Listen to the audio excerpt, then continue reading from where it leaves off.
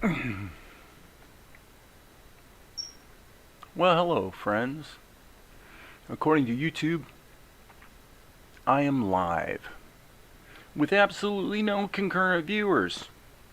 Well, that's a bit of a shock. Well, tonight we're going to talk a little bit about Blender. And I don't have a firm plan, so if you're looking for a real concise pathway for getting involved with Blender as a 2D animation tool, you're not going to find that tonight per se. Although I will say that on my channel, if you search for Blender, which obviously I just did to test that, there's quite a bit here about Blender, and this playlist for the Blender Grease Pencil 2.8 you may find useful. Oopsie poo. Some of them are kind of old because I was doing more with the Blender 2.8 Grease Pencil. Obviously Blender's up to version 3 now. But this video here, Blender Grease Pencil Introduction for Newbies, would be the video you're looking for if you want a very concise half an hour, here's how to get set up so you can immediately start drawing or animating and being kind of productive. So there it is, if that's what you're looking for. Hey Amar.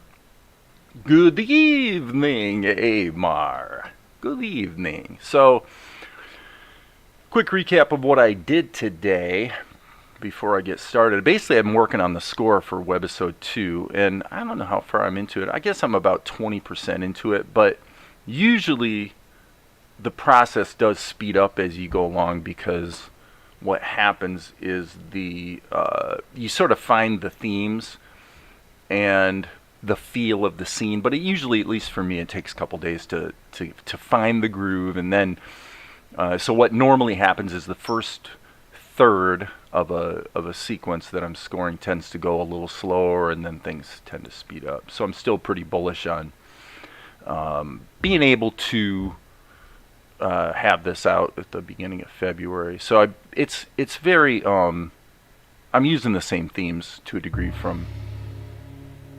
Webisode 1. So this is just a little snippet of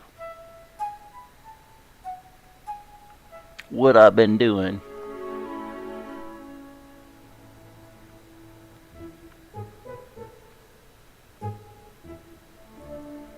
Hello, Maria.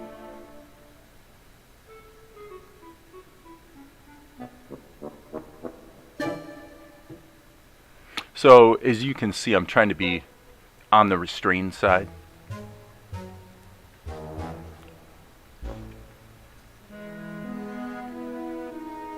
And that figure right there is probably going to get cut. I don't actually think it works. It's musically nice, but yeah, one of the goals I had with Salt and Light from day one was actually to have take a minimalist approach to the music and really let the notes and the timbres count, if you take my meaning. So and not over orchestrate, So anyway, that's what I'm working on. That's pretty much what I'm doing during the day. I considered live streaming a scoring session, and I may still do it, but I'm not super confident about that. My process is it's like a feedback loop of kind of moving forward, laying something in, going back, cutting things out. Oftentimes I'll lay down 3 or 4 parts, and then start chopping them out one by one to see what's like the least I can have that says what I'm trying to say. And when it becomes difficult is when I really don't know what I'm trying to say, right? And I'm just trying to find it. So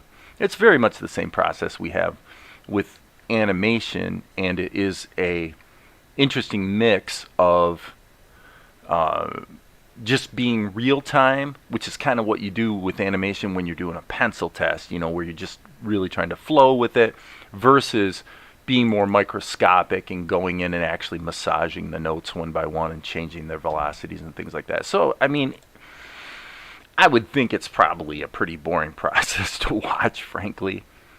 But anyway, that's kind of what I'm doing. So, all right, and I'll try to pay attention to the chat tonight. I mean, this really is just a, you know, I'm tossed up on whether I'm hoping Goswami will show up, because if he does, he's going to be thinking I'm saying go learn Blender. And so anyway, let me look at the. Okay, you guys are talking about the stuff Amar's working on. Cool. So, what about Blender? Well, some of you may know, I have a 23-year relationship with Blender. So, the versions up to 2.5, and then you've got about a 10-year period of 2.5 to 2.8, and then you've got, what are we now, about 3 years into the, at least 3 years into the 2.8, and now sliding into the 3.0 series. So I'm sticking with 2.81 actually. I've looked really hard at 2.93 long-term support, and it's very good.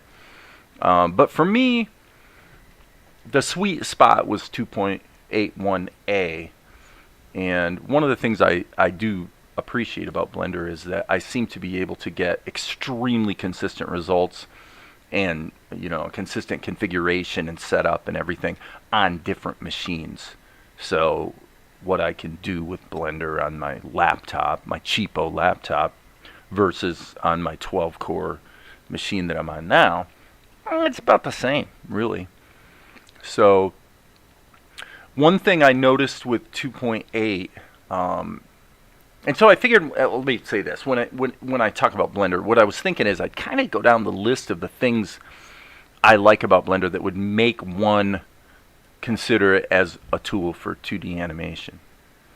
So number one would be responsiveness. If you compare, you know, just sketching, here it's kind of a pencil kind of thing, and if I use an ink pen and then turn off the real-time smoothing and stuff like that, so turn off the post-processing, turn off active smoothing, Blender is really just about as responsive as, you know, it feels like the old days using an actual technical drawing pen. You know, it's very responsive.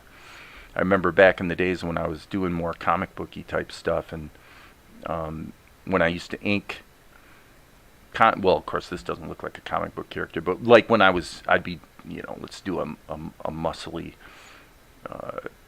comic book arm. I used to have an inking style that was kind of unusual, but it was inspired by the stuff that John Byrne did back in the 80s when he took over the Fantastic Four.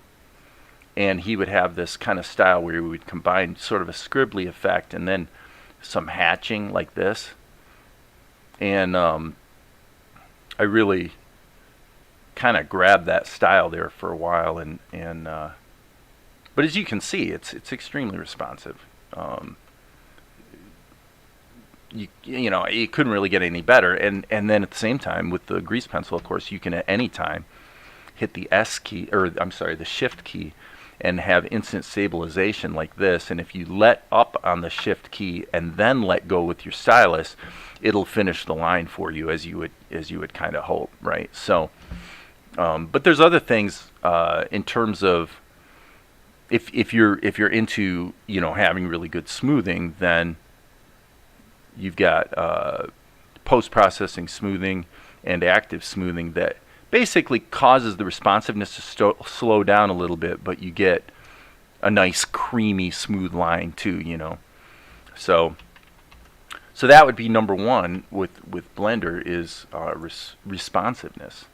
It's certainly as good in terms of how it feels to work with the grease pencil as working with drawing in Krita or Tahoma. Now, I did notice that 2.3 long-term support does not feel as responsive to me, and neither does 3. It's close. It's really close, but it's not quite as fluid. So frankly, for me, 2.79, which is the before we had all the changes of 2.8, and 2.81 feel about the same, and again, super, super, super responsive. So one question that some people might then have would be, well, what about 2.9 and forward in terms of how it may have been improved? And basically, for me, the main improvement has to do with fill operations. So if I go and use the fill tool like that, now I can click this little button that does draw behind. It's the same thing it does in Tahoma, where any new lines you draw will be behind the other ones. And then here you'll notice we have a thickness of 40, so let's turn that way down so we get a good clean fill. So the basic bug in 2.81 is that if you do a fill operation and your character is partly off the screen, it'll cut it off like that, which is obviously unacceptable. But then again, if you plan ahead, you can deal with it. So that problem does not exist in 2.9 and forward. I don't know when they fixed it exactly, but the other thing in 2.93, by way of demonstration, I'll say this: if you had a character and you had a leak like that, in 2.9 and forward, you can do the traditional leak situation. So if we can crank up the leak size so that it'll fill even though there's a gap. But what Blender 2.9 adds to that is a completely different way of dealing with leaks, where effectively what it does is temporarily will extend these lines. So if I let me take my pencil and just draw it. So when you use the feature, I'm not going to pull up 2.9 and demonstrate it, but basically it's easy to find. It's right there on the screen. And what it does is when you go to do the fill operation, you'll see these lines that extend out like this from the stroke, effectively closing the gaps. And then you do the fill operation, but then the lines disappear. So they're not there permanently on the screen or anything like that. And that's a really super effective way to avoid leak problems. And then the other thing you can also do with Blender, might go without saying, is that you can, if you're using the fill tool, you also can hit Control and just go ahead and draw shapes to like close leaks before you deal with actual fill operations, right? So, suffice to say that doing fill operations isn't a problem. So another nice thing about Blender is you can get, let's say, as clean as you want to get. Okay, so I just did this drawing last night, of Carliana, and I mean it's as crisp and clean and beautiful as you could want. Now let's just, since I'm just spitballing here, let's dovetail into animation. When you animate with the grease pencil, there's a bunch of ways you can do it. One would be to use, let's just say, actually let's grab the grease pencil object. One would be to use edit mode. So in edit mode, you can grab vertices, because the grease pencil strokes are in fact just a sequence of vertices, and then you can hit the G key to go or move. And as you can see, you've got proportional editing, which is basically allows you to mush it around in a way that's monstrously more controllable and reliable and clean than, say, the liquify tool in Krita, or anything you could do with the plastic tool in Tahoma isn't going to compare with the level of control you have in Blender. Because, for example, if you want to just animate the turn of a head, for example, you could grab everything up here, click down here, hit the period key so that you actually are rotating around the 3D cursor, and then you could do a nice little rotation or turn of the head, that type of thing. In other words, it's like bone type rigging, the kind of operations you get with a really dialed in bone rig without necessarily having to do the bone rig. So it's like quick and easy to make small changes. Now in Blender, what's going to happen is if you actually created animation keys, let me switch to grease pencil here in the dope sheet. So if you were to, let's do the same thing I just did. Let's say you were going to do a turn of the head. So you say, and as you can see, by the way, there's multiple layers here, okay, that are, you know, you've got your fills, your lines, your sketch, your shadows, okay, and you can work with them all individually as a collective group, no problem, or you can isolate and work with one at a time. For these types of sculpting operations, typically you'd probably want to use them as a group. So then the question might become, well, is there a way to tween between these two positions? And indeed you can. What you're going to do is you're going to go into draw mode, which you just hit Control Tab to switch modes. And in draw mode, if you hit Control Shift, wait, let me make sure I'm right about this. I don't think this will operate on all the layers at one time, but so what you would do actually is hit the B key to box select the keys, and then as long as your playhead is somewhere between the keys, yeah, you hit Control Shift E, and it does an interpolation very much the same way that Tahoma will interpolate vectors, like that. And so then you get this nice smooth transition. So you might say, well, wait a second, what if the timing of that transition is no good, right? Well, what you can do, and this is one of the things I really like about Blender, is scalable keys. This is something that, as far as I can tell, to do it in a real controllable way in Tahoma, you can kind of do it. You can kind of scale keys in Tahoma, but you really have to kind of know what you're planning to do, and it's not very interactive. With Blender, what you can do is just hit the S key, because when you're modeling 3D geometry in Blender, the S key is for scaling, R for rotate, and G for grab, which means grab and move, basically. Well, those keys, you know, they kind of work everywhere where it makes sense for them to work. So what you can do is you can scale the keys. You can actually hit the S key and actually scale the keys like this, which just made it happen quicker. And then you'll notice if the playhead is on this side of it, the scaling operation will move to wherever the playhead is. So you can really, with a lot of control, you can, I mean look what I just did. So while I certainly appreciate and agree with the sentiment a few nights ago when I was live streaming and Ed Tadeo was here, and Ed and Alan Dan were both saying, Dave, just redraw it.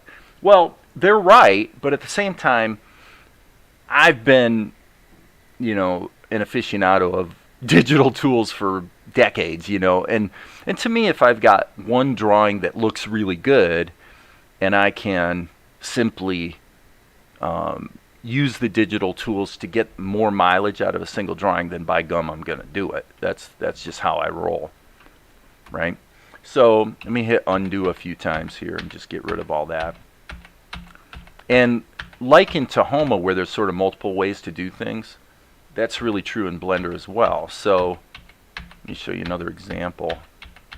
I'm just hitting undo a million times. So if we go back here, let's get into draw mode. One of the other things that sort of kicks the pants off the tools in Krita and Tahoma would be the ability to use a lattice. Actually, I want to go to object mode and grab the lattice. You can very quickly and easily set up a lattice. And if you're working in grease pencil, you just add the lattice and resize it, and it's going to be centered on the same, you know, in the same place as the grease pencil. So as you can see, it probably goes without saying that integration of your 2D into a 3D workspace is obviously one of the selling points of Blender. But if you look at the lattice here, you can change its resolution. So right now you can see I've got about, I don't know, I haven't counted them, but there's probably about 10 horizontal and about 20 vertically. And because I have what are called shape keys to distort the character, I can't change these now on the fly, but of course you could also have the lattice adding resolution in the Z axis as well, so it could be a cube. I just reduce the V dimension down to 1 because for a grease pencil there's no reason for it to have any thickness. It's just really a two-dimensional sort of thing. So what you can do in Blender is the goal would be to be able to animate the character or make corrections. Actually, I mean, you could bring in a just a 2D drawing of your character that you want to animate.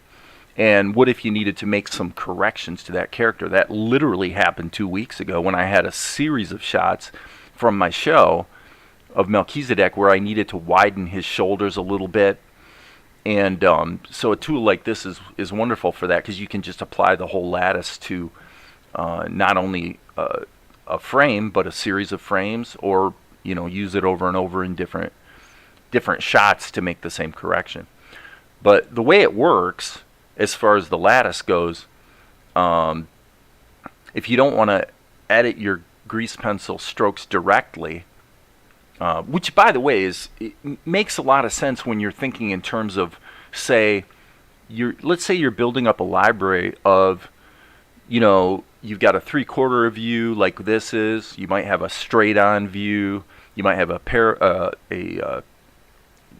side angle of your character.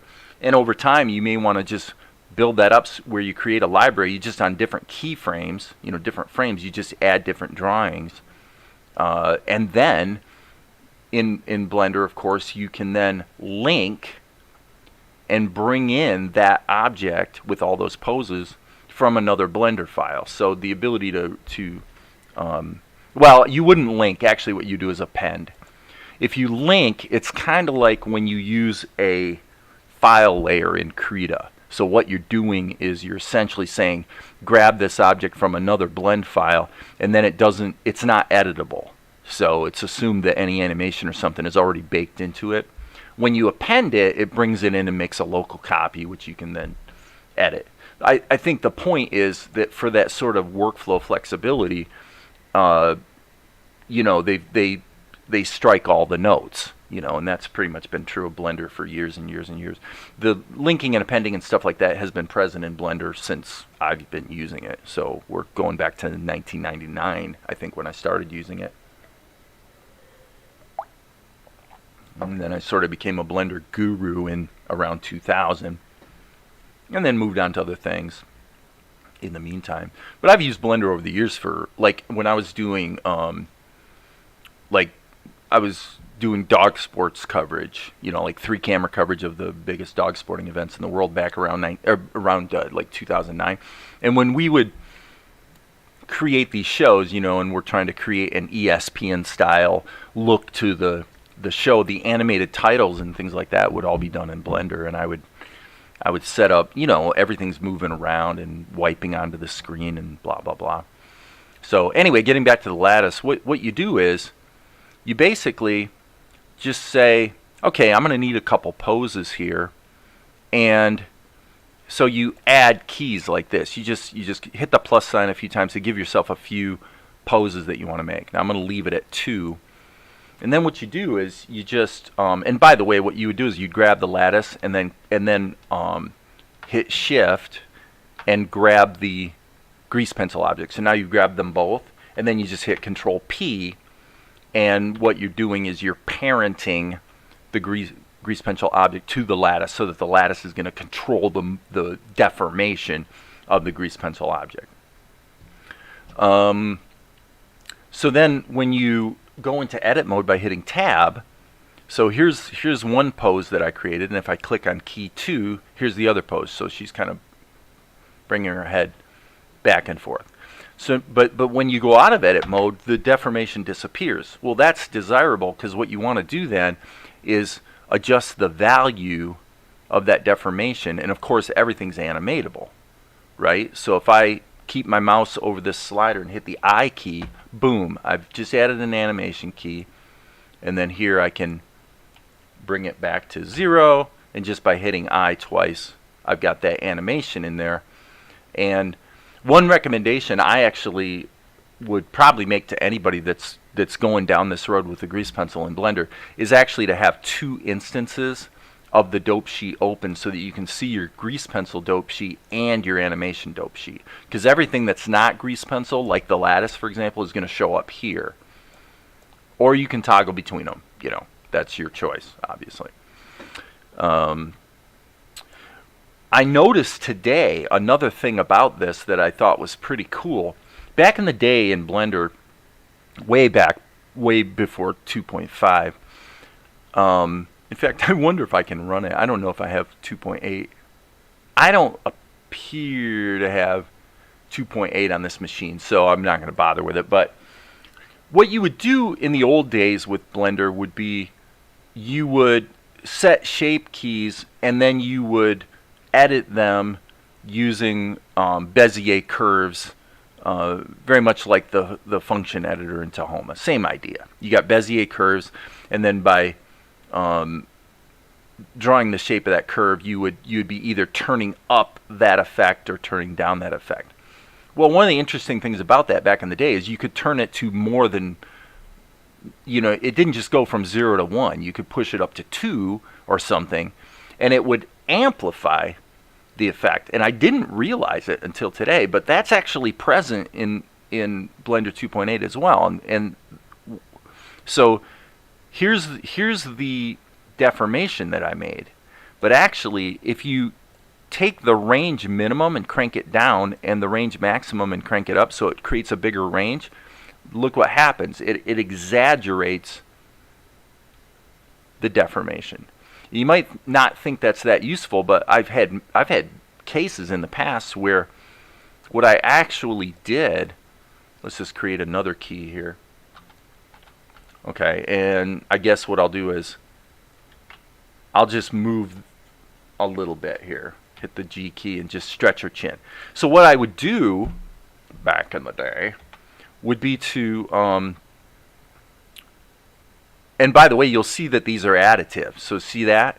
So this deformation can be added on top of the others, and they really interact in the way you would hope. You know what I'm saying? So, you know, over the years there's been inferior animation software where if you know, the flow from this key to this key would cause the third one, for example, to maybe the vertices would move straight down instead of moving down relative to the other deformation that's taken place, which is really not what you wanted. So, but you see here, this is a very tiny deformation, but if I just turn the range minimum and max up and down, all of a sudden I can make a very small change and then just dial it in, you know, as much or as little as I want. So, you know, not sure how useful that is in most cases, but you know, when you're playing around, especially with character designs, this type of stuff can be quite useful because you can just play around with different shapes for your character. Maybe I might say I wanted to consider changing her design entirely where she's got a little more, okay, I need to hit the M key and go to the median point. So now I'm going to hit the S key to scale, and you see what I'm doing here? So I say I want her to have a little more mousy or caricatured look, right? Just play around with these sorts of things. So those sorts of deformations can be actually quite useful for character design. Just playing around with, you know, kind of finding your character and what you want them to be. So again, if you increase the range, you can take that to extremes, and now you're getting into some real cartoony, goofy stuff. Just depends on your situation. So, but I mean, the point is, it's all there, and then that points to another selling point of Blender. And it's been sketchy over the years, for sure. There have been seasons of time where Blender has not excelled in this regard, but the word I'm about to say is stability. Blender is extremely stable. It's not like crashing every 2 minutes. But again, there have been seasons of, over the years where it has. There have been some pretty rough releases over time. But it's been a long time. I mean, basically, Blender is an extremely robust application. Another thing about that is that I'm just thinking about kind of what are the selling points for Blender. One of them is the community. I would have to say that the development, how do I put this? The development maturity, let's say, and the level of community support and tutorials and help, that's available to Blender people is, I would say, at least an order of magnitude greater than Krita or Tahoma, actually. Probably, I think, yeah, order of magnitude. It's just, of course, of the three tools, it's the only one that's being regularly embraced by major, Hollywood studios and stuff like that. So, what else? Gosh, as far as the key selling points for 2D animation, obviously the look of the thing pretty much speaks for itself. Let's just kind of start a new project here. And so actually maybe one of the questions that might be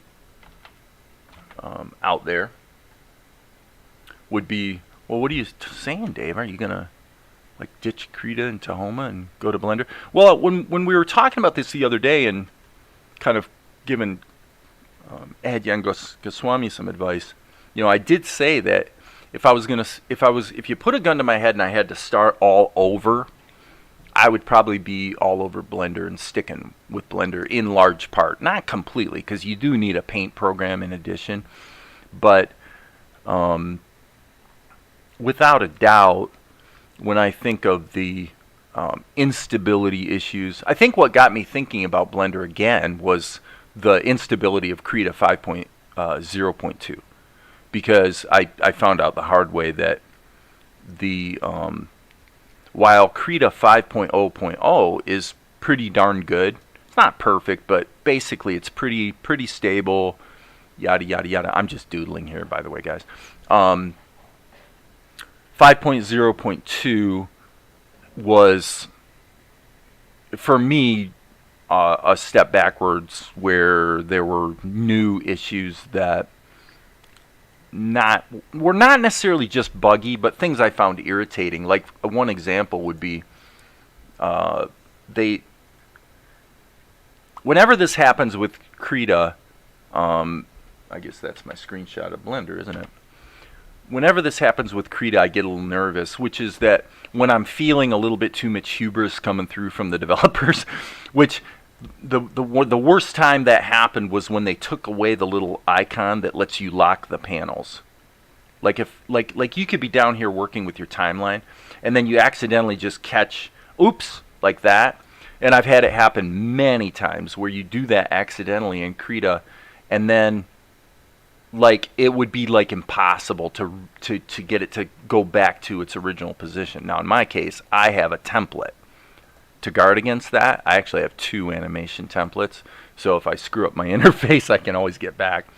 But anyway, the other thing they did in Krita 5.0.2 that's kind of along the lines that I'm talking about was that for all the years I've been using Krita, if you do a selection, and I know I'm not talking about Blender now, but I want you guys to be aware of this because I use Krita a lot, and this is when I saw this, it really was a bit disappointing. Was that if you create a selection, it's been the case, at least for me, I did have to set the hotkey myself, but I would hit Control-Shift-A to select none. So it would be Control-A to select all, Control-Shift-A to select none. Well, they decided to make the Control-D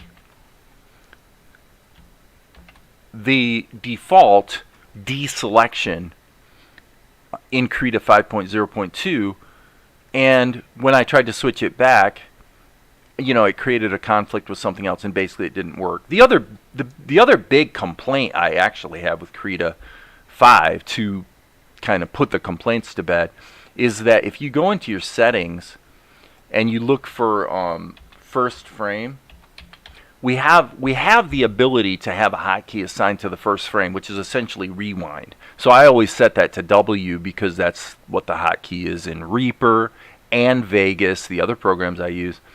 And as you can see, Krita says that you can, in fact, set a hotkey for first frame. Ever since version 5, that literally doesn't work at all. I'm hitting W. It just doesn't do anything at all. And as far as I've been able to find, searching online, there is literally no way to do a simple rewind. Just go back to frame 0 in Krita 5. So if anybody like Ed is here who knows more than I do and can tell me what I'm missing, please do, because as far as I can tell, an animation tool that doesn't let you rewind boggles my mind a little bit. Hence, those kinds of things led me to say, you know what, I'm going to go back and maybe look at Blender again. So back in the day when I was working on the Akari animation, to a lesser extent with Salt and Light, there were plenty of shots that were done with Blender. The introduction to Salt and Light, I would say, let's do this. Let me go here. Well, actually, you know what? I wonder if I can actually pull it up here.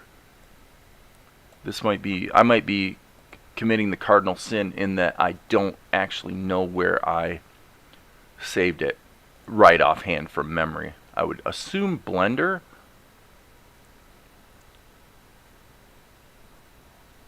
And I don't see it, but that's okay. I'll pull up this shot. This was another example I was working on the other day where I used the lattice. And again, like I said a few minutes ago, is having the dope sheet and the grease pencil dope sheet both open at the same time is quite helpful. As far as I know, there's not a way to keep them exactly synchronized where if you scale one, it scales the other. It would be nice if you could. I don't know if that's something the Blender guys are aware of, would be useful. There may be a way, though. But when you think about taking this one drawing and being able to get this animation of the guy looking down, convincingly from a single drawing, that's a lot of keyframes and fill operations that you saved by just deforming a single picture, right? So anyway, okay, so now with that, probably the smart thing to do here would be say, are there any questions? Are there any questions specific to Blender that I can try my best to address while we're here talking about it? And I will take a sip of my tasty beverage while I wait to see if anybody has any questions. I'll just allow my mind to think creatively about what are some of the other benefits. Certainly, an infinite canvas. If I hit the 1 key to go to the front view, let's say, okay, so here's an example of something you might do in Blender. You say, well, I need to create a front view of my character.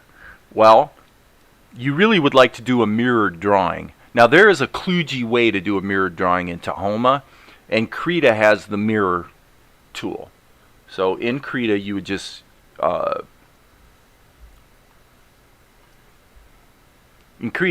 hit this key. So it's quite, easy and ready to rock in Krita to be able to draw in a mirrored way. And frankly, it's more performant in Krita technically because as you're drawing, as you can see, it's actually drawing in both directions. Okay, whereas in Blender, you're actually going to have to wait half a second before it updates. But you can do it. I mean, I suppose that's the prevailing point with all things Blender, is that you definitely can do it. you just simply add a grease pencil modifier of mirroring. Okay, and now when I draw, as you can see, if I go like this, it's when I lift up the stylus that it mirrors, but you can definitely do a mirrored drawing in order to draw a front on, you know, character.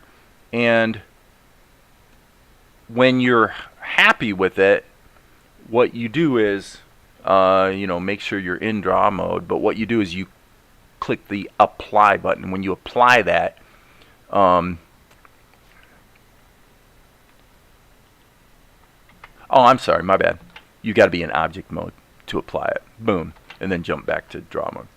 So in object mode, you can apply the effects, and now you can go ahead and do the stuff that's not supposed to be necessarily symmetrical.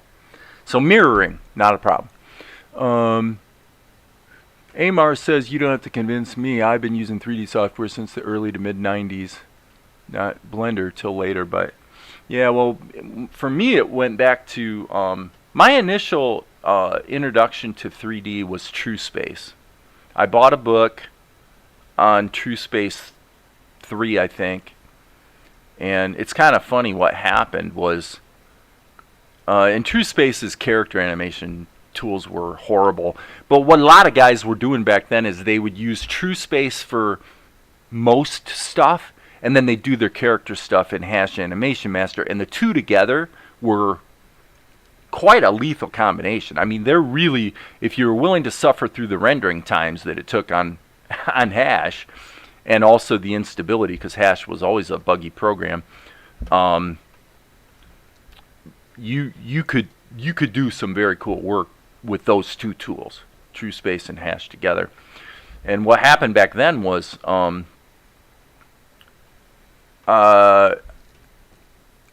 it's kind of funny. Okay, so Ramon, what was Ramon's last name? The guy that wrote the program TrueSpace. I can't remember his last name, but his wife was Bibiana Gasparic. So they had different last names, and I'm not sure why that was. But I wound up reaching out to Bibiana and doing a trade with them. And they actually, back in the 90s, I provided them with their telephone message on hold service. So if you called the TrueSpace people, because it was a small company, you know, if you called them and they stuck you on hold, you'd hear me talking about the latest features in TrueSpace 4, and we did it as a trade. So I got all the upgrades for free back then in exchange for providing them with their telephone message on hold program. So I never had such a wonderful relationship with the Hash guys. I had a love-hate relationship with them because I really liked the software and wanted to be able to use it, but my goodness was it unstable. And they never did get it right, as far as I can tell. Hash is still out there. Yeah, and I had Raydream too. And actually, there were some cool things about Raydream. Most of the features nowadays in Blender pretty much make a tool like Raydream irrelevant, although this will be fun. Let's try this. Let's do a general scene here. I have not tried this. So let's go into object mode. And back in the day with Blender, what we would do is you could use, let's do a NURB surface. I have not played with this in a long time. So if you create a NURB surface, like NURBs are really out of fashion today because they were the hot topic around 2000 because Maya, which of course evolved from Alias Wavefront, was a NURBS based modeler. So what you do is you'd have these parametric surfaces. In this case, what you would do, you want a little more surface to work with, you're probably going to draw a lasso around this and just hit the extrude key. Oh, it didn't. I haven't done this. I haven't actually done 3D modeling in Blender in ages. So what I'm trying to do here is, I don't want this. I want this to be a lasso. I'm trying to select all of the vertices. Let's see if that worked. But, you know, I mean, I suppose if there's a lesson here, extrude curve. If there's a lesson, it would be that there ain't nothing you can't do in Blender, because it's true. But because I haven't used it in so long, I'm really hurting. But anyway, the point of the story was that the way you would model in Raydream was kind of based on a three-dimensional lattice situation where you would draw shapes. It was the same thing that 3D Studio Max called lofting. You know, so you would basically create the what is the word for it? Each of the individual. Let's go back here. I'm gonna restart just so I don't fight it too much. But the way it would work in Raydream would be, and lofting into 3D Studio Max is you draw a shape, and then maybe you'd have another shape here, and then maybe another shape here. And what the software would do would be is it would interpolate these shapes, and this is how you'd make like a bottle shape, for example, is you just draw these the word for this escapes me at the moment, but these and then you could insert a shape in the middle too, you know. So if you inserted a new shape here, then it would change the lofting, if you will, so that it would follow that contour, and you could get pretty creative. You couldn't really do character stuff too well with Raydream, but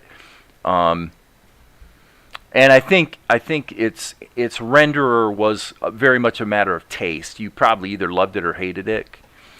So Hash back in the the thing about Hash was that basically Hash 2000 I liked. It was the last version before they really revamped the interface. So I mean, I actually have a crack of it from like 2002 after they changed the interface. I wish there was a crack of the version from before, because I paid good money for Animation Master 98, 2000, probably 2002 or something like that, and then I gave up. Basically, they just never got their act together in terms of stability, and I just gave up on them. And by that time, Blender was a thing, and it took a long time before Blender was as capable as Hash. But I will say that by let me think about this. I was trying to do a CGI show, and I never finished it. Other things came up that distracted me, but I was trying to do a show, and I was actually doing the production in both Hash and Blender at the same time. And see, you and I kind of went through a similar arc there with Hash. And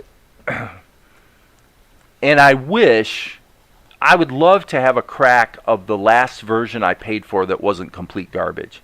Basically, 98 was too limited. 2000 was pretty darn good. It was all the cool stuff that Raf Anzevin ever created was created with that version. And then once they changed the interface, I even talked to the guys. I called them, had conversations with them, and they were insistent that the stability was vastly improved when they changed the interface, and it wasn't.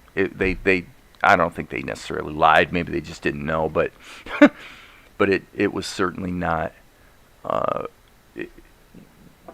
It was no improvement.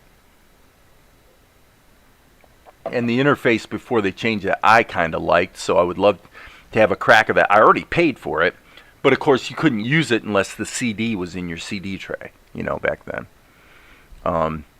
So yeah, Blender. Let's talk about the history here a little bit, if you guys don't mind. This is a bit fun. It's a bit fun. Let me just check a couple things here.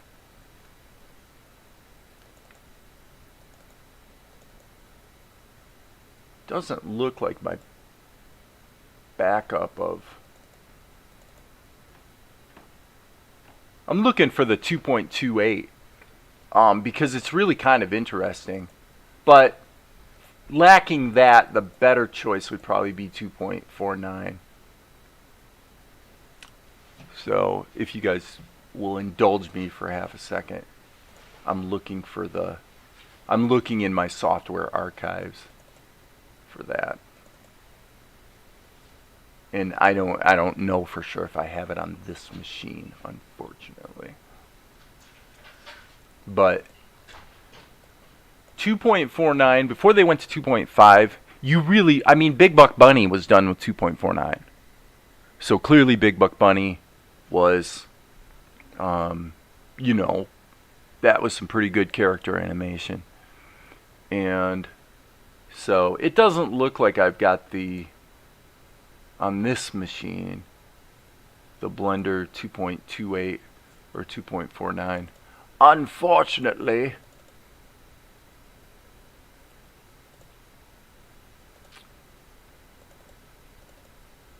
Oh, there it is.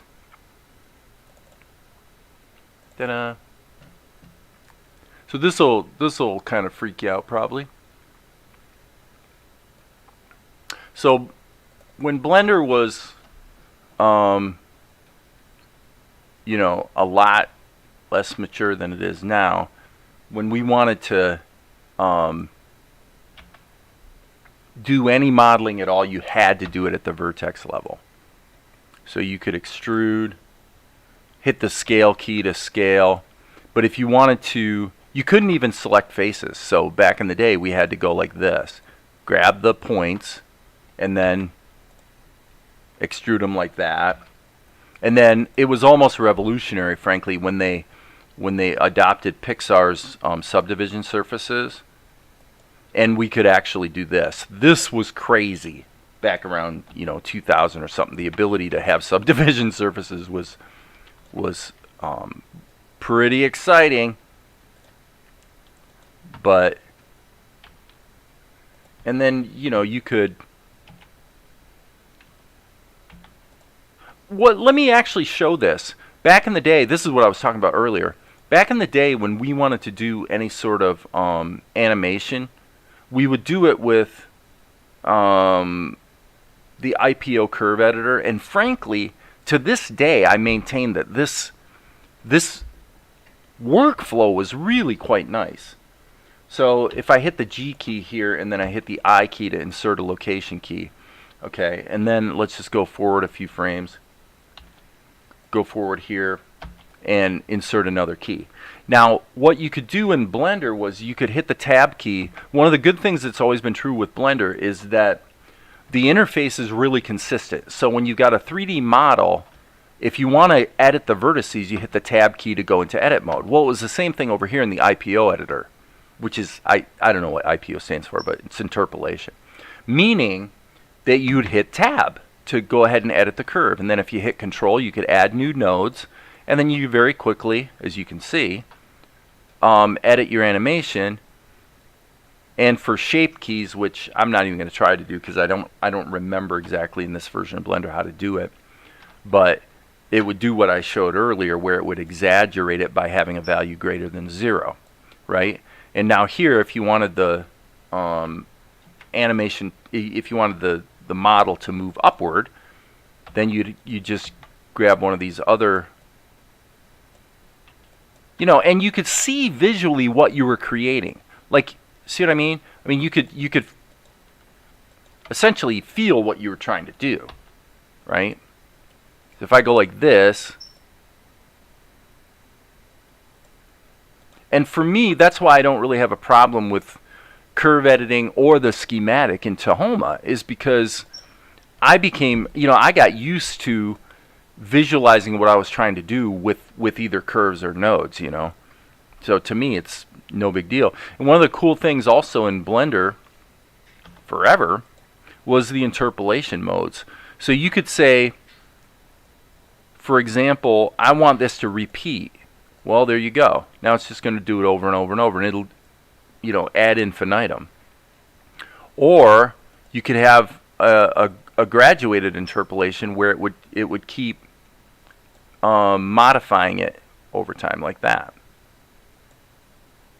Or you could have it do an extension where it would animate between the keys you created, but then it would extend out from there forever. That type of thing. So that made it really easy to create endless looping rotations, you know, and things like that. So as you can see, it was quite powerful. I mean, if we go in here, I'm totally spitballing here because I haven't messed with this, but this is the version of Blender from probably 2000. But let's just play. I mean, if we add an armature, okay, we'll stop there, and then it was pretty quick. And let's scale this down a little bit, and then let's check in the 3D space to make sure they're lined up correctly. And as you can see, they're not. Go. So yeah, this is a total blast from the past kind of thing. But all you do is just take the object and parent it, Control P, to the armature, and you would use the bones.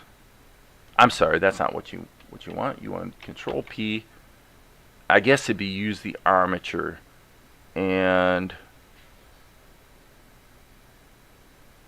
yeah, see, you've got to actually create vertex groups if you want to deform it, unfortunately. Now in 2.49, it looks like it does work. So it's not very controllable, but it basically tried its best. But then what you do in Blender, and I always love the fact that it was done on a naming basis. So in other words, you go in here and you create vertex groups by selecting the vertices. And then you would just give that group a name.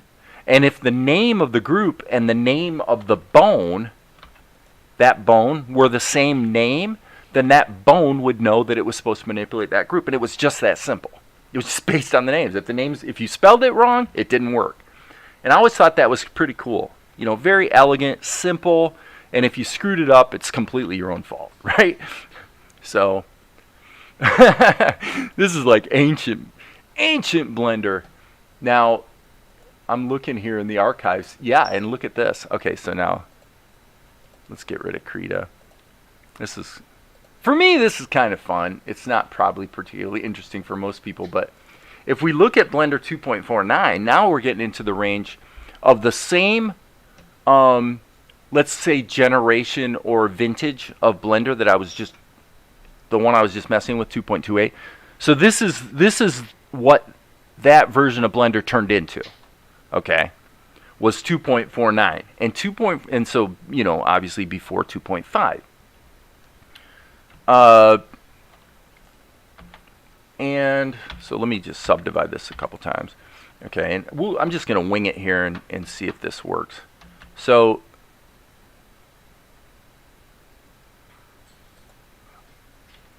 tab to go into edit mode. Go. I probably should be in. Now I'll claim credit for this. What you just saw right there, I hit the D key. So in Blender 2.49, you hit the D key to change the display mode. Okay, that's because of me. Okay, I kid you not. That's in the program because of me. Because back around 1999 or 2000, I messaged Tan on the message boards back when it was a forum thing. And I said, dude, we need like a hotkey so you can instantly change modes. And a few days later, a new version of Blender comes out, and he's like, okay, just use the D key, and now you can toggle between, solid display or wireframe mode. But yeah, that's because I suggested that to Tan, and he immediately just put it in the program. Tan's a great guy. I love Tan. He's really one of the good guys. All right. Now we want to take the box and parent it to the armature. And we're going to create from envelopes. I don't know. Let's do don't create groups and see what happens. Yeah, that doesn't work. Let's try it again. So yeah, again, like I said, blast from the past. Armature. Name groups. I'm just going to take a chance here and see what happens. I'm just curious. Yeah, it doesn't work. So you would actually have to go in and create vertex groups and then name them. But it was always intuitive. It was always like stupidly intuitive. In other words, if you created for example, if you're wondering what the heck I'm talking about, the way it would work was if I grabbed these vertices, let's say, watch, it'll probably crash or something. I'll hit the B key to do a box select. Okay, so like if I created a named group of these vertices, and then I created another named group of these vertices, so that this row was included in both groups, then that's where you'd get this soft, transitional deformation, right? And it was intuitive. If they overlap, then you've got two bones that are actually affecting this particular row of vertices right here. And as I said, it was all based on the names of the groups, so it wasn't particular. There was no real voodoo to how you got things to work, back in the day. But remember, like I said, Big Buck Bunny was created with this version of Blender. So, hello. 2.49b is what I have open here. So this was the first generation of Blender. Essentially, it culminated in 2.49a, and then the 2.5 series essentially culminated in this. Oh, I can't have this running. And also this. So for me, when I first started getting serious about getting back into animation about 3 years ago, I was using Blender 2.79, and if you use 2.79, you will find what I said about 2.81a, which is, as I'm doodling here, it's extremely responsive. The problem with 2.79 was that you really didn't have any fill operations. Okay, so that was one problem. There's basically two problems. Well, let's say three. Three problems. Number one, no fill. Number two, no the strokes didn't scale. So what would happen would be when you'd render, let me change the render setting here. When you would render, the strokes, based on how much they were scaled, would change the way they rendered. So that was very distracting for some people. So you have these real thin lines, and when you scale it down like this, they would get more dense. I don't know, I can't make a strong argument that that's a bad thing, but probably the way it works in Blender 2.8 and forward is better, because the actual thickness of the lines scales in the way you would sort of expect, right? So with 2.79, what we had to do was, if you wanted to do a fill operation, and by the way, this is my sketch layer, so let's hit the A key and let's just say we're going to turn down the sketch layer. Okay, so this would be my ink layer, and then I would redraw my ink, whatever, and then turn my sketch layer off. But there really is no point to this other than you actually can get a lot of work done with Blender 2.79. Because, like, you'd say, well, I can't stand the fact that there's no fill tool. Well, yeah, but consider this. If you, in Blender 2.79, all you really had to do was plan carefully so that you could have a material that actually had a stroke and a fill. So we've got an outline on this because you see that every time I draw a shape, it actually puts the stroke around it, because the stroke and the fill are two different colors. So then the trick with Blender 2.79 was you want to think ahead. So like if I want to do the whites of his eyes, but I want him to have outlines around them, then I would go ahead and give that a stroke color as well. And now when I draw his eyes, if you look closely and turn the sketch off, you can see that we actually have a nice clean, it's a nice clean cartoon. And frankly, there were other things you could do, like grab the strokes and you could scale them, what was it, Control-Shift-S? No, I can't remember what the hotkey was. There it is, it's Control-S. So then you'd hit the, was it R? No, Control-Plus? Yes, Control-Plus would select more vertices. And then what would happen is if you hit Alt-S, I'm sorry, Control-S, come on, seriously? What is it? Didn't I just do Control S a minute ago? It's wanting to save. Oh yeah, there it is. It's Alt S, I'm sorry. Alt S. Then you can actually go ahead and dial in your stroke thickness. And if the proportional editing tool was turned on, this is another example of where in Blender the tools tend to work the same way in different places. So it's not just for modeling. Even with changing the stroke thickness, all you had to do is turn up the proportional editing tool. So here what you could actually do is just grab one vertex and hit Alt S, but then because the proportional editing tool is on, as you can see, if I scroll my mouse wheel, you see what happens. So you know, don't tell me you can't get a good dial in the look of your cartoon in Blender 2.79, because you can. You just had to plan. You had to really plan ahead and think about what you were doing. And if you say, well, but those lines are too shaky, no, you just hit the E key and run the smooth tool and smooth them right out. I only say that because actually if we jump over to Salt and Light, notably in the sequence that I'll be working on next, this was originally done in 2.79. This animation was a Blender 2.79 shot. In fact, all this stuff of Asher was actually drawn and animated in Blender 2.79. This is all done in Blender pre 2.8. So there you go. Clearly it can be done. It can be done. And then, like I said, the key would be to just plan ahead. Think about what you're doing. You know, I'd hit the D key and say, I just drew, I guess I'd want to be on a layer that is in front, right? To put in the whites of his eyes, or I'm sorry, his pupils, I mean. Yada, yada, yada. You know, and I was pretty bullish on 2.79 for animation when I first started getting into animation, but then I discovered OpenTunes and, you know, and it went on from there. So, and there's no masking, for example. But when I was doing, let's put it this way.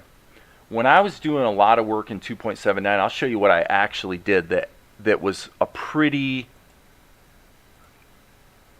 solid workflow.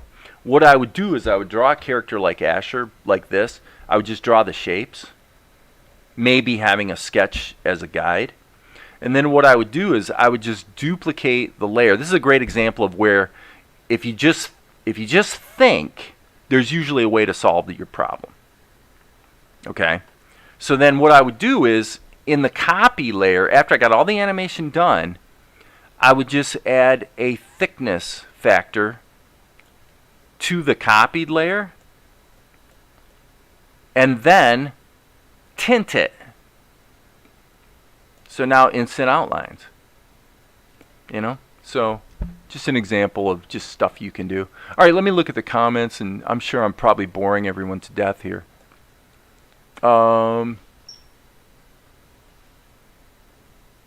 If you're gonna, okay, so I'm just going back one page here. POV Ray was difficult. I mean, you know, you're basically learning a programming language in essence. Maria, if you're going to do the Blender thing, especially depending on how powerful your machine is, I would recommend the video on my YouTube channel that's the Blender 2.81 Quick Start. That will, because I created that video specifically for my son so that he could just sit down and as quickly as possible start having fun. So that's what I would suggest, the Blender Quick Start.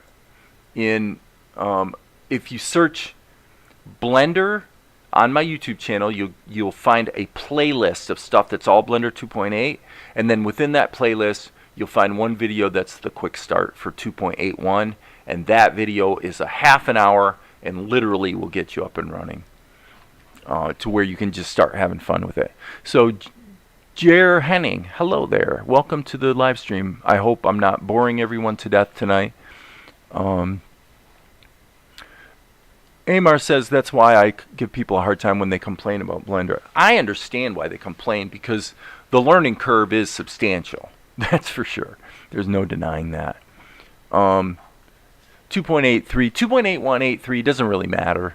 You're getting more changes once you get up in the 2.9 area, and then obviously 3. The main problem with 3 is it demands OpenGL 3. So if your video card's a little older, you might run into some issues where it won't run actually. Potentially.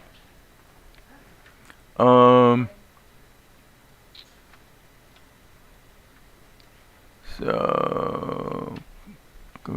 software talk is always fun talk. Ain't it the truth? Ain't it the truth? Sifter, I'm with you, dude. Well, and you know, I had to put my coding hat back on this week because, you know, just website development for clients and stuff, and I've really been having fun, you know, just getting back into doing some coding stuff. Blender 2.79 is different from 2.8 in that in 2.8 the stack of layers works the way you would expect, where the stuff on top appears on top in Z ordering, and Blender 2.79 is the opposite. With Blender 2.79, you think of it as dumping it down through the column so that everything at the bottom actually is rendered on top. But going forward, I mean, 2.79, there's still a lot of shots in Salt and Light, and certainly the Akari thing that were done in Blender 2.8. So my opinion for the moment is this is what I'm sticking with, is 2.81a. And you know what? I may be finding myself doing more, you know, in Blender. I'm looking on my other screen at the shot I just did of Vespigi. And by the way, guys, actually I want to stop everything and show you guys something in Tahoma that is kind of important. Let me pull up this shot. This is a Tahoma thing. Probably most of the people here are, you know, regulars. So I suspect anything, if I divert away from Blender for a moment, you probably aren't going to hate me. But this is 152-B. I wanted to show you guys this.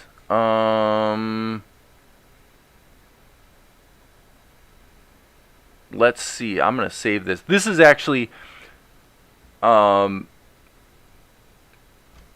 I guess I should mention this shot is a shot that was done in Krita, and I did this yesterday. I wanted to find out how long does it really take me to completely reproduce everything I did in Krita and dump it over to Tahoma with cutting and pasting layers, so that I can then use the plastic tool or whatever else I might need to use.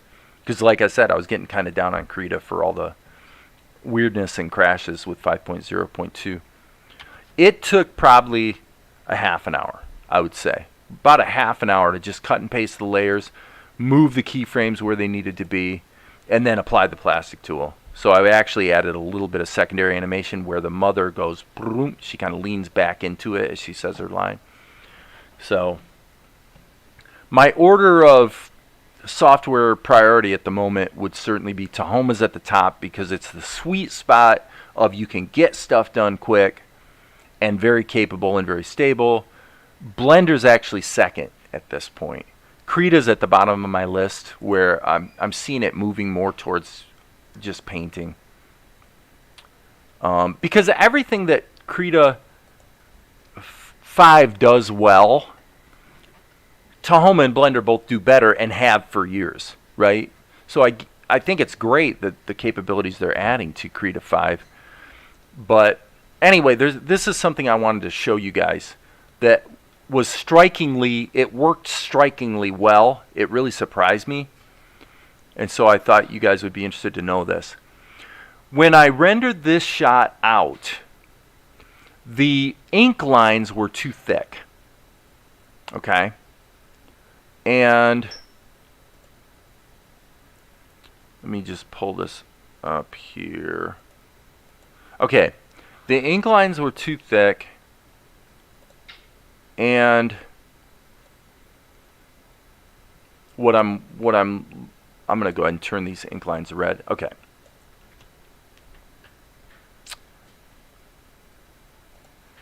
they look okay, but when I cut it into the show, they really did look, it was a little out of place. Okay, I should probably show it this way.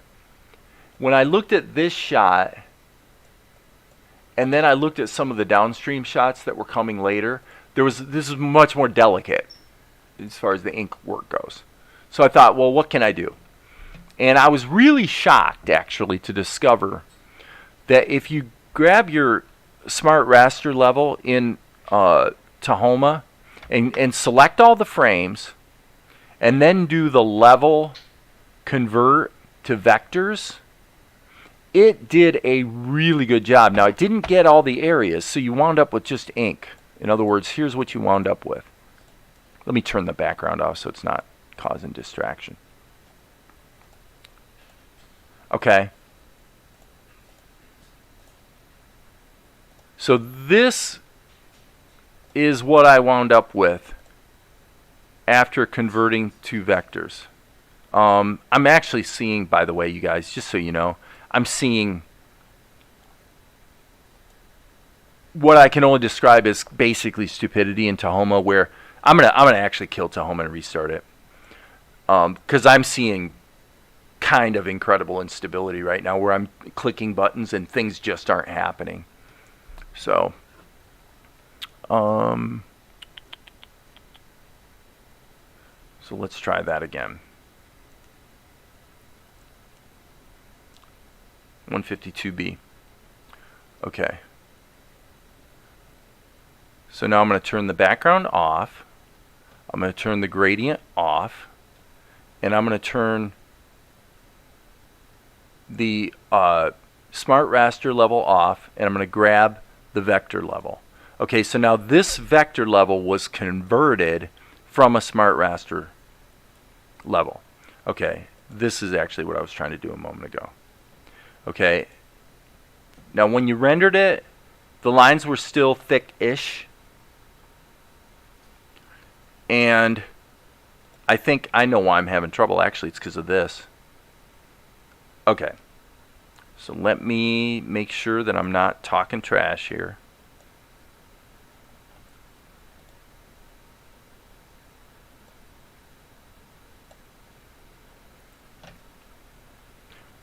So just for those who are confused, I'm desperately trying right now to get Tahoma to change the vectors back to what they were when I converted them. Okay? And it's being extremely funny about it.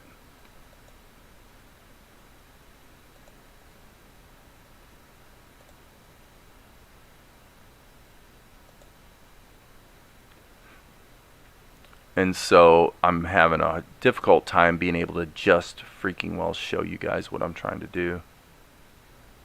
Very annoying. This is pretty much tantamount to what I got when I did the conversion. Okay. What's strange here, I'm trying to get the vectors. Maybe it's this one. Maybe I'm on the wrong color. Okay, so what I'm going to do, because I'm really looking like an idiot here, is start changing colors on these to figure out which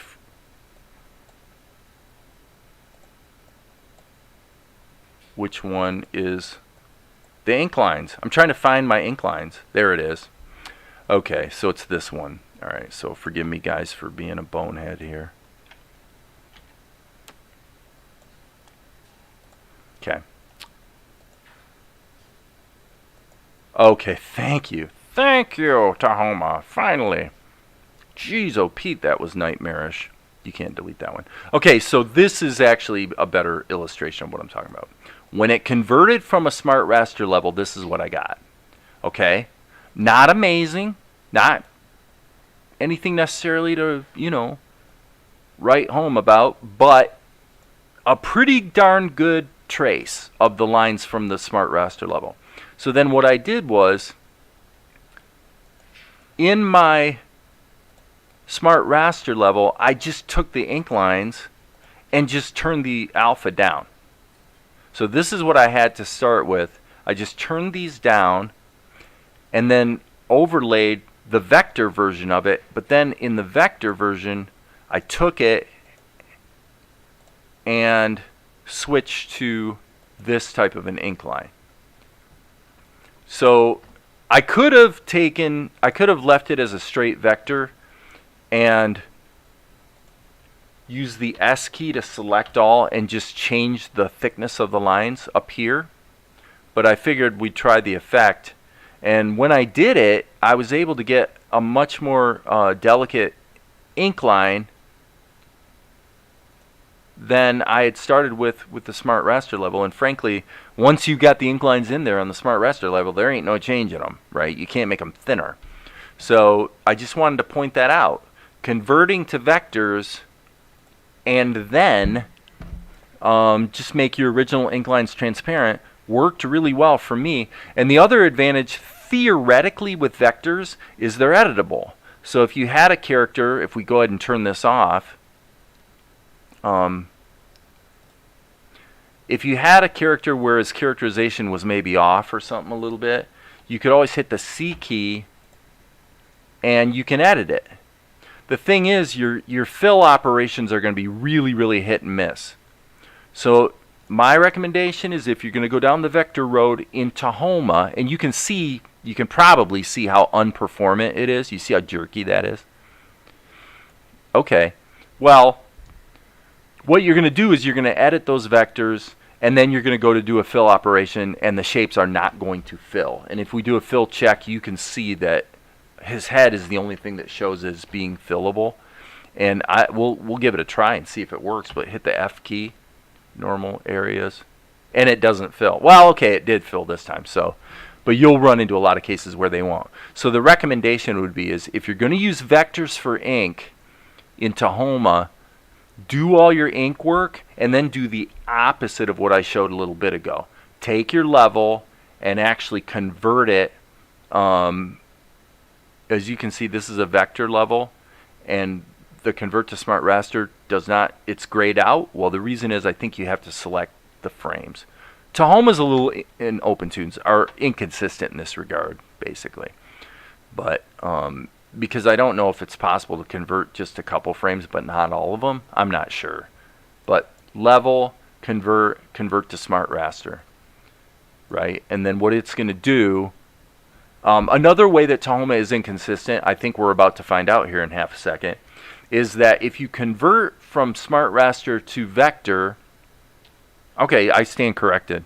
I was going to say, and maybe they've changed this, but it created a new level that was a vector level, and it used to be, if I'm remembering correctly, it used to be when you converted from vectors to smart raster, it did not create a new level. The vector level would disappear, replaced with a smart raster level.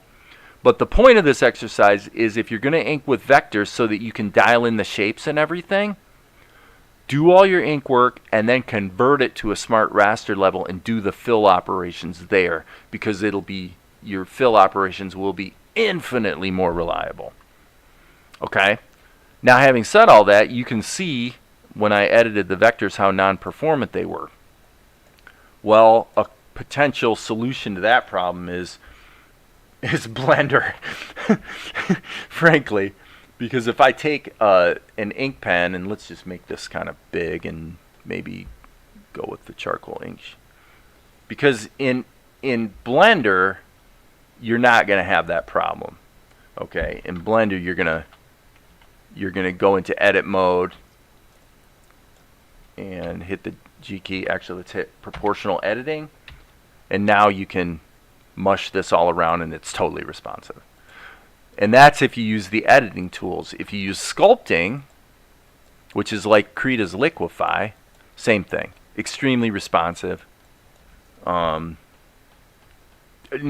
contest. Now if you want lean and mean vector type shapes, go into draw mode, shift spacebar, and you can create lines. Actually, let's do a poly. Do they have a poly? I don't know if they have a polyline anymore. So that's a little strange. That's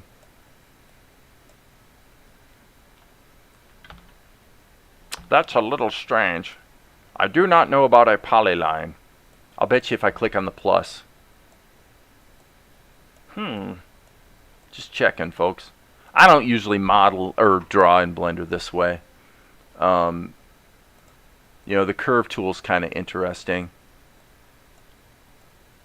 And then you hit enter. But the poly arc, let's see if you hit enter and click again. Maybe 2.81 doesn't have this, but I'm going to check something different. Bear with me, folks. I'm going to jump back to 2.79 for a second. Media 2.79.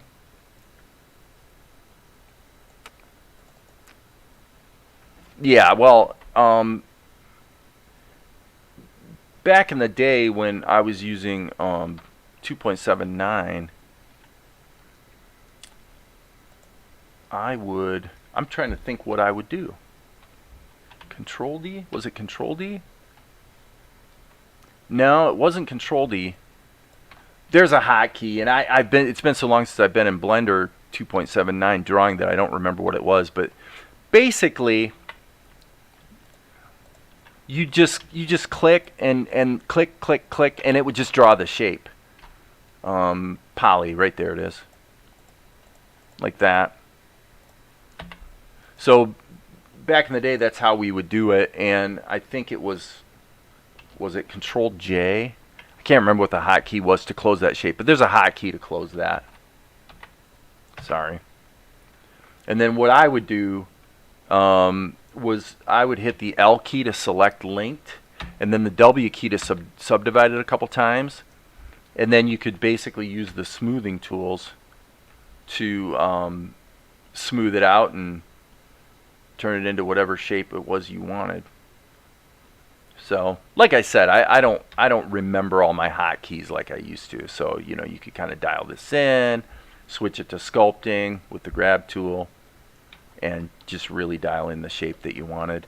And the main advantage to that is you could create really, really lean drawings that were had very few vertices in them, right? So it was extremely performant. Nowadays, that's usually not an issue. But, okay, so I think I've probably covered everything. It's been an hour and a half, and the real Blender fans are probably bored to tears and are complaining that they haven't really learned anything. But are there any questions relating to Blender? When I sign off today, basically what I'm probably going to do is switch to my technical drawing pen, just turn all the smoothing stuff off, and just have some fun drawing characters. Just do some drawing practice. I love how responsive Blender is. I mean, just in terms of just being able to sketch, and you've got an infinite canvas. I mean, it's better than my paint, actually. You know, it's really responsive. Actually, it's a lot better than my paint. What would it be? Version 2? I'm not sure what version they're up to, but once they got past version 1, performance definitely went down with my paint. And Blender 2.9 series, by the way, has, you know, animated brushes. So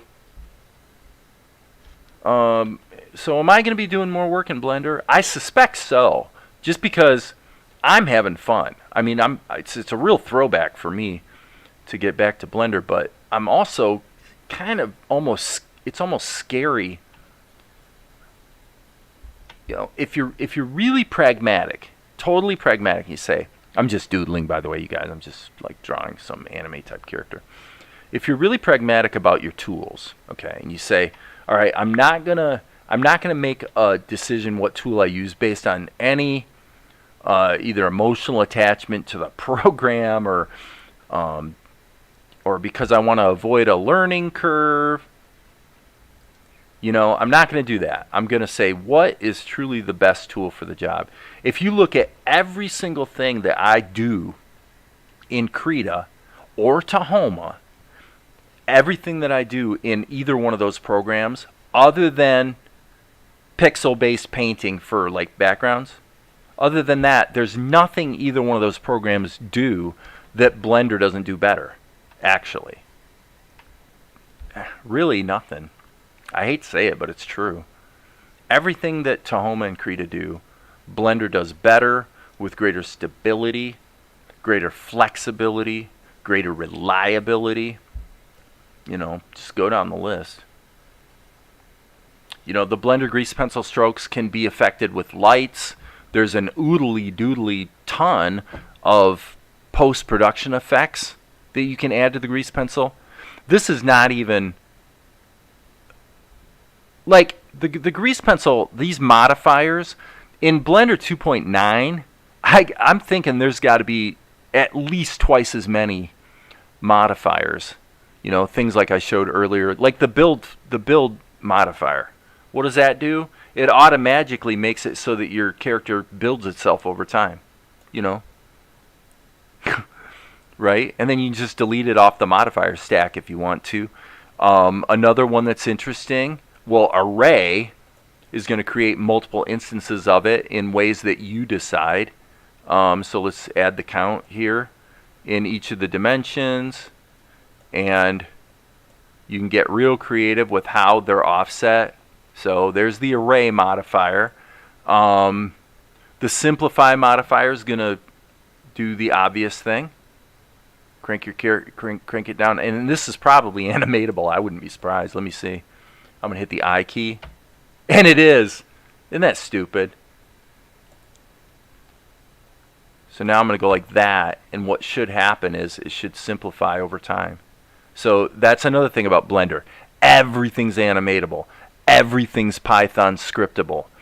And in the meantime, by the way, you've also got full-blown video editing built in, a node-based compositor that's very capable built in, you know. So the guy that's looking for the all-in-one tool, you're not going to do much better than Blender. So what else do we have here? Subdivide is obviously going to add resolution. The noise tool, now this is one a lot of people would find very useful. The noise modifier, watch what it does. Well, you can't see it yet. Let me turn it up. Let's turn the factor way up. There you go. I mean, look at that. Instantly you've got that effect you see in anime all the time. Just by adding noise modifier to your grease pencil strokes. It's that stupidly simple. Get the picture here?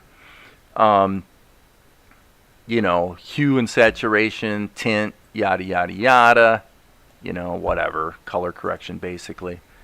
So, you get the idea. But, you know, the deeper you dive, everything that you kind of like wish you could do or hope you can do, it usually turns out you can do. The other thing is, especially compared to Krita, but Tahoma to a lesser extent, if you want to talk about being able to customize your hotkeys so that your working environment, that's not what I meant to do right there, by the way.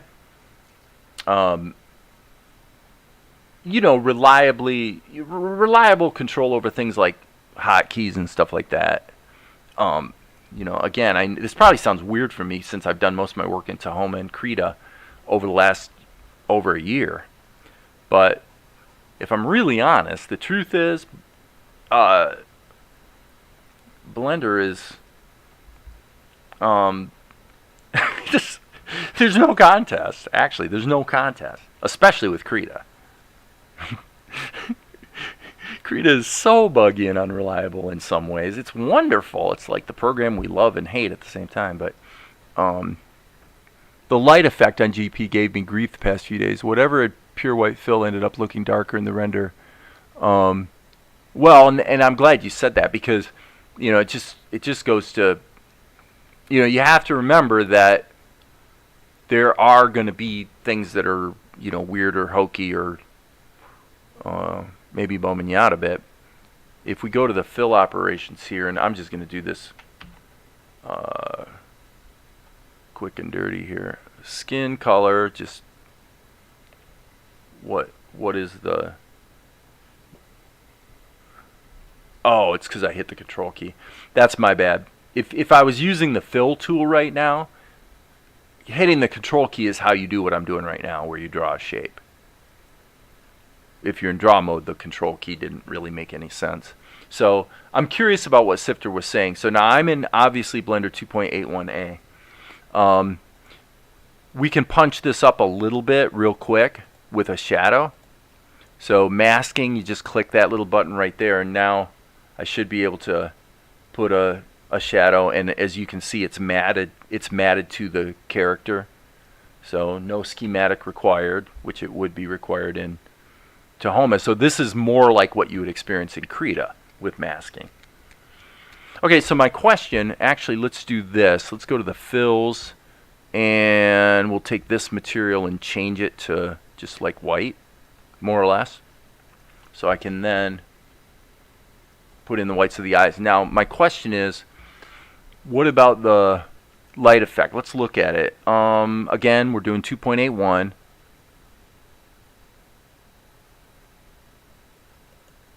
Add an effect. And it was the light effect you're talking about? Ah, light source location. Okay, so I haven't really used this in maybe kind of a long time. So let me just click here, and we want to mod the position of the cursor, so we can add, probably just add an empty. So plane axis empty. All right, so now we've got an empty in our scene, and we're going to grab the grease pencil object, and then we're going to use the light, or the empty, I'm sorry, as the source of the light. So when we render, interesting. Wow. Oh, I see. So that is extremely, that's an extremely powerful point light. This, okay, actually, by the way, Sifter, I will tell you, this is bringing back some stuff I had forgotten. The light effect in this particular light effect, I'm going to say, I'm going to hit the go key on the y-axis here and move this way back. Let's see. I am not a fan of this effect. This is clearly a very GPU accelerated effect, but frankly not really that useful from what I've seen. And I can't remember all the sort of nuance of why, but I remember when I fiddled with it before I used it, and I'm like, yeah, we're not going to be using that much. But so, like a lot of things in Blender, you got to kind of learn it. So I'm going to turn the energy back down, and I'm assuming what we really want to do here is crank up the ambient. Nah, it doesn't seem to make any difference. Okay, so now let's play here for a moment. Let's hit GY and move it back. Yeah, and that is what I noticed before. You know, it works. It works. I'm curious if I scale the empty. Let's hit the period key, and let's go to the medium point of the empty, so when we scale it, it's not scaling according to the cursor. But I'm curious if scaling it makes any difference, and it doesn't appear to. So in other words, the light doesn't get bigger if you scale up the empty. Okay, well, that makes sense. That's fine. Whoops. G key to move this around. And so one of the things that makes it somewhat inferior to just normal lights is the fact that to edit it, you've got to click back away from the empty that's driving the position of the light. You got to click back to your grease pencil object in order to get to this setting. It's not the worst thing in the world, but it is a bit clunky. Okay, but as far as I can see, the ambient characteristic and the energy characteristic seem to be doing pretty much the same thing. What I'm thinking is you would use this if you deliberately wanted this really obnoxious, you know, point light on your character that you can't really control very well, because if I recall correctly, the standard lights work with I know they do in 2.9, but let's find out here. So I'm going to get rid of this effect. I think it's basically a stupid effect. It's not that useful. Makes way more sense to just add a light. So let's just add a point light, and for testing purposes, we'll turn the we'll go ahead and turn the fills. We'll do an adjustment and we'll tint it, so we'll darken it, right? We'll darken it a little bit. And then I got to remember here in the properties for the grease pencil, I don't know if it's optional to have it respond to standard lights. I just don't remember, and it might be different in 2.8 versus 2.9 because I'm not seeing the light having an effect on the grease pencil object. So let me see here. Normally using light sources in Blender with drawings only makes sense if you work with normal maps.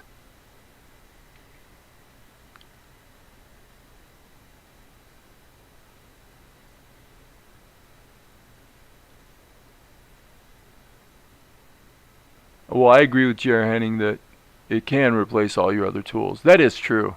It's really true. But yeah, I seem to remember the Blender grease pencil object has a property for choosing to either be responsive to lights or not.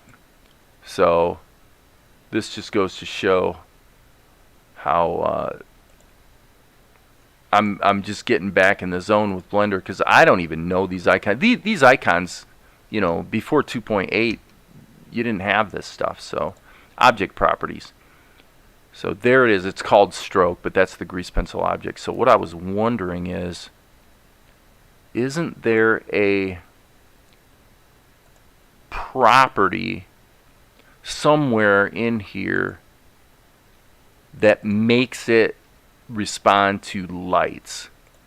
And it might not be implemented in 2.81. I just don't remember. So, but I know the more recent, I know 2.9, the grease pencil objects do respond to lights. So if you want to do lighting, you know, and have gradients essentially on your art, it's certainly easy enough to do that. So, but as far as I can see here, I'm not seeing it responding to the light. Let's try one thing though, just for fun. I'm going to save this as, I guess we'll just save it here in the Blender. We'll call this test. Okay, I'm going to try something here real quick. Turn that off. Let's open up. Yeah, I mean, I've said it before, but if you're new to animation and you're seriously wanting the best tool to be able to realize your vision, you know, whatever it might be, I have to say there's really no question that Blender is your tool of choice. Let's pull this up. Grab this light. Yeah, one of the things that changed after 2.8 was, and you can customize this and solve it, okay? But one of the things that I found really disconcerting, and it's throwing me right now, is that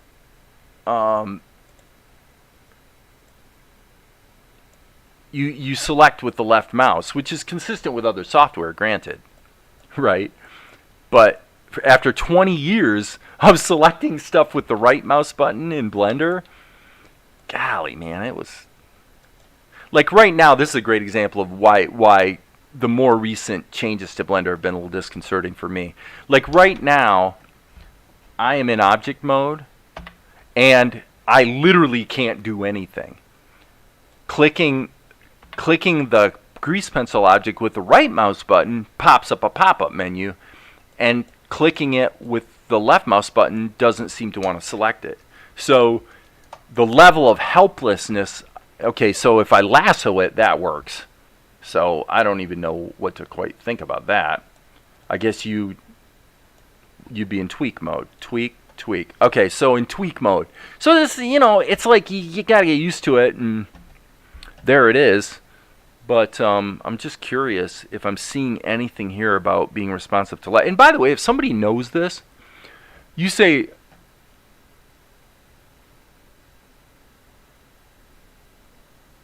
okay, so Amar's talking about the whole right and left mouse button thing. In the GP object properties, Shift F9. Yeah, so this is the. Yep, there's the GP object. So Shift F7. I'm looking to see. So what I was going to say is, if anyone knows the answer, please put it in the chat. I just don't remember how you tell a grease pencil object to go ahead and there it is. There it is. Use lights. It's under visibility. Okay. Okay. Now that does not seem to be doing anything. So let's close these panels back up so they're not cluttering up the works. Instancing, motion paths, visibility. So use lights. Okay. So now I'm going to hit add a, go back and do light. Let's, when in doubt, use a spot. Just because, okay, now this I don't like. Let me go into wireframe mode. When I hit the R key twice to rotate freely, the light cone actually disappears. Well, okay, so it's not a, it's a function of the theme, okay? So if the background wasn't white, this wouldn't be happening. It'd be easier to see. I need to switch it to the world instead of the white background or something, but anyway, I just want to. Okay, so it's pointing at the character. Let's see what it does. And it doesn't seem to, oh, well, it is having an effect, I think. Boy, that's not much of an effect, is it? So I didn't mean to get sidetracked here with the idea of, lights in the Blender grease pencil, but it is one of those things that people want to do, It's not like it doesn't come up from time to time, but there you go. As you turn up the power on the lights, blah, blah, blah. Okay, so now my question is this. Let's save this and reopen it in 2.81 and see if that feature is working. Because that's one of the things about Blender. It's a moving target. If someone wants to learn it,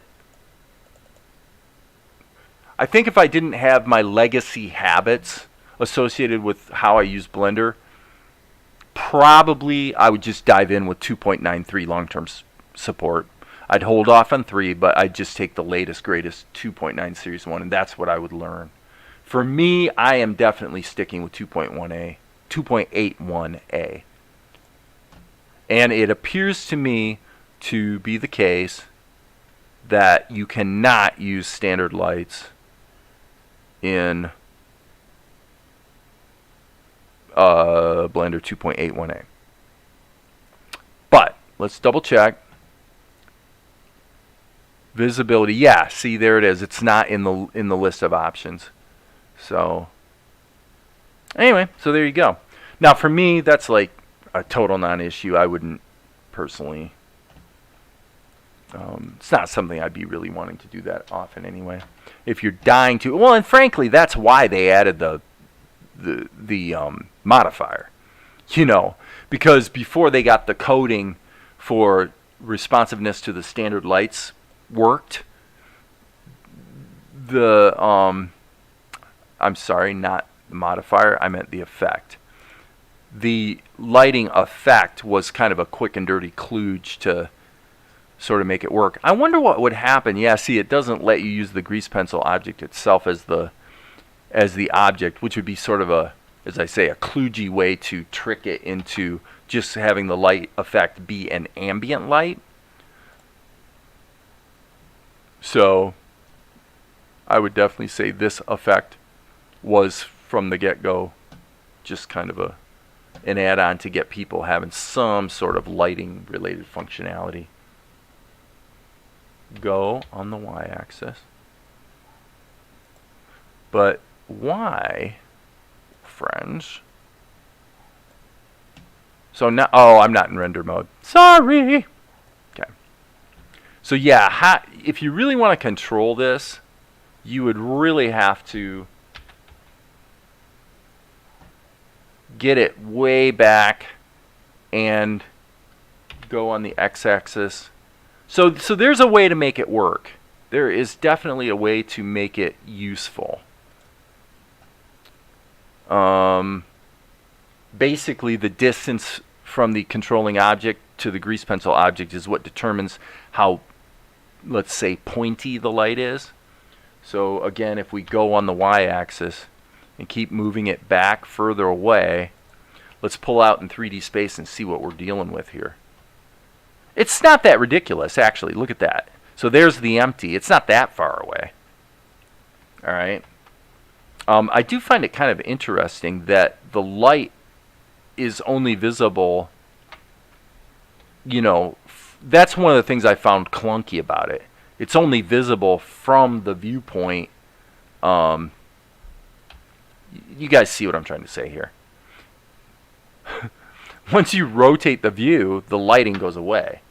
So it's really not something that it's something that you would use as just an add-on effect to just get a little bit of a gradient on your character's colors and stuff like that. That's probably what you would use it for.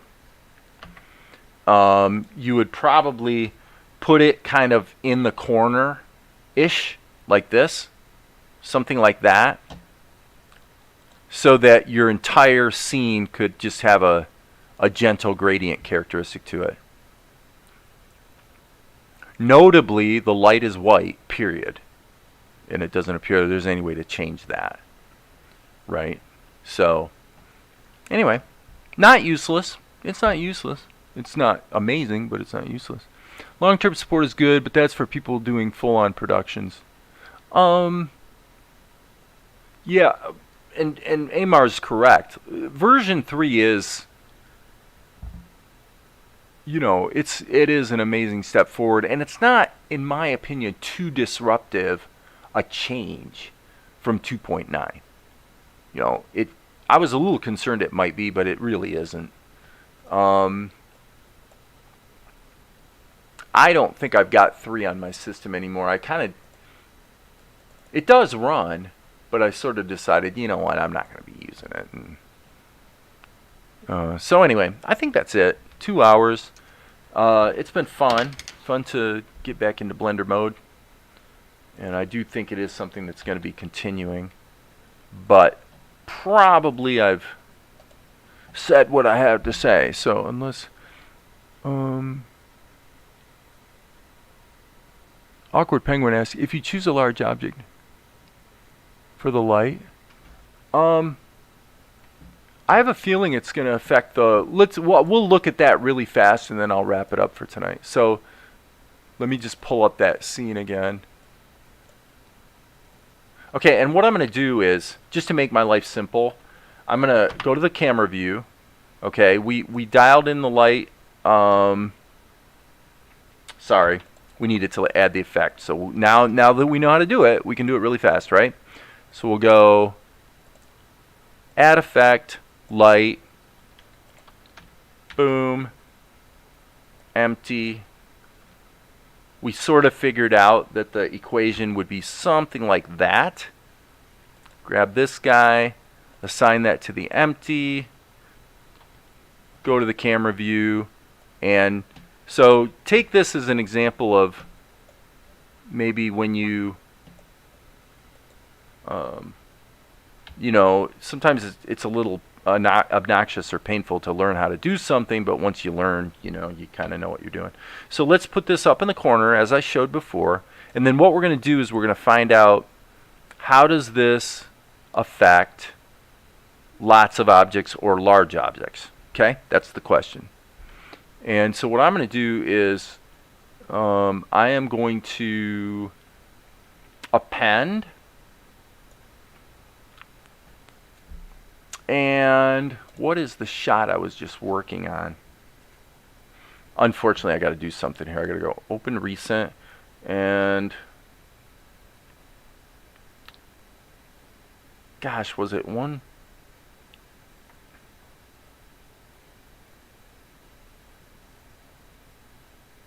I'm just looking for a shot that I can bring in by appending, and I don't, you know what, it would be faster to just do this.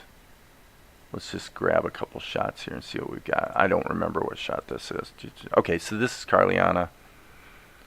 The question was a large object, so probably let's just scale up the lattice. And let's, just to make it fair, let's grab this. Let's shift duplicate, go Y. So we'll put several objects in the shot. Okay, so now go here. Let's duplicate that again. And then go on the Y-axis forward and select all. Scale everything down, and then we'll get these guys, or these girls I should say, all in the shot, like so. They're, in other words, they're all different distances away from the light. Okay, so now this actually will not work. Now that I think about it, the way I just did it will not work. So here's what we're going to do. Let's delete that. So sorry about that. Here's the reason it won't work. I guess I could hit undo here and maybe show you guys. The reason it won't work is that the lighting effect is applied to the grease pencil object. So these are duplicate objects, so that means that the light effect is only going to apply to the one that I add it to. So if you wanted to have multiple grease pencil objects that are all responding to the light effect, you would either have to apply it to all of them, or what you would want to do is maybe just duplicate the layers in a single grease pencil object and then move them around in 3D space. Make sense? So, however, we can kind of kludge it. Here's how we'll kludge it. Let's go to the side view, go here. Boom. Now let's add the empty. And now what we're going to do is we're going to do this really quick. We're going to grab this, and we're going to add the effect. Sorry. Hello. Light. Map to the empty. We want to be in render mode. Okay. So what happens is when you add it, the by default, the lighting for that particular grease pencil object is reduced to extremely black. So it's kind of an either or kind of deal. So let me go back here. Hello, where's my empty? I couldn't have had it that far away, did I? Okay, this is stupid. Alright, let's grab the empty this way.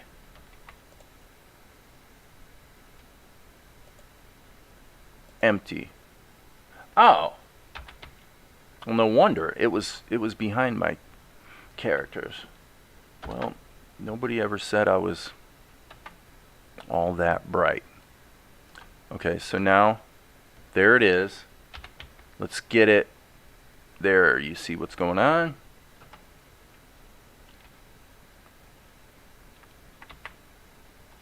Hello. This is actually this is where things can get a little annoying, actually, when you're working with in 3D space. This is strange though. Didn't I just move this? Oh, I'm sorry. My bad. I'm actually looking at this the wrong way. I'm looking at this in reverse. How embarrassing. Okay, there's my object. Okay, so when I put it directly in front,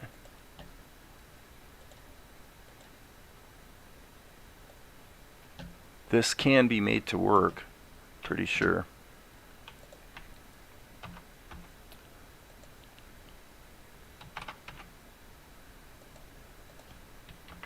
The thing about it is, though, see that? So now we can dial that in. And obviously, I think it goes without saying that if we...